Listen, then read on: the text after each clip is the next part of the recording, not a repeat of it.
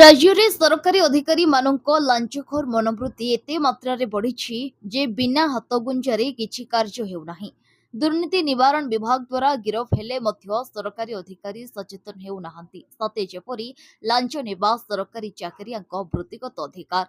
नयगढ़ जिला दुर्नीति निवारण विभाग द्वारा रणपुर ब्लॉक राजजंकिया ग्राम पंचायत अकाउंट कम data entry operator Prasad Bhatt आज मध्याह्न गिरफ होता जमापड़ी। श्री भट्ट राजजंकियार अक्षय कुमार माझी आवास योजन मनरेगा अर्थ और बोनस अर्थ 42,000 टंका 9,000 टंका दाबी करते।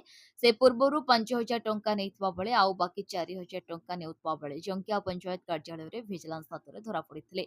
सूचना योग्य श्री भट्टबाबू चंपागढ़ पंचायत दायित्व थे। निरीक्षक बिरुआ बाबू अभियुक्त भट्ट को गिरफ कर भुवनेश्वर विभाग कार्यालय को नहीं सूचना मिली।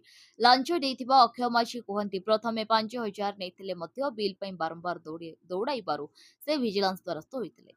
ब्यूरो रिपोर्ट विकल्प समाचार। आम चैनल को लाइक शेयर एवं सब्सक्राइब करंतु।